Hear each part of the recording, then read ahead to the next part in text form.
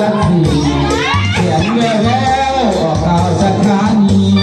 สาวลักษีมีสื่อเสียงพ่อแม่น้อยจดหมายน้อยก็มีรู้ดีวันนี้น้องผู้บ่าวหัวใจยายบ้านเปลือกแล้วเจ้ามีน้ำมาเข้าหากะปอยนี่น้อยผมมาชัวดังข้าน้อนยินเด็กยืนน้องเป็นสาวปากที่เป็นสาวห้องเดินเสียน้องเส้นดาวเจอเหตุร้ายเก่าไปที่เมาไปสิมาบ่ดีอายยังหากันห่วงน้องดีหักอีหลี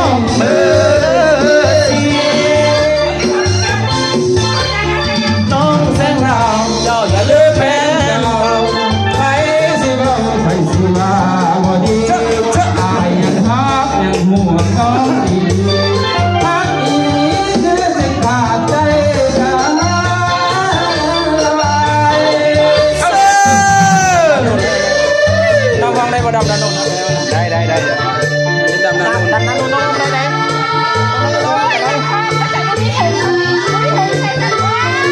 มานักร้องได้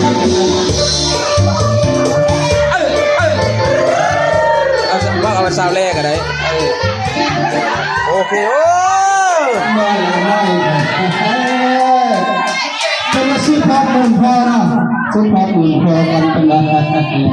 ขอบใจได้ไหมลูกขอบใจขอบใจเด้อขอบใจอวยพรนี่อวยพรนี่ลูกอวยพรนี่อวยพร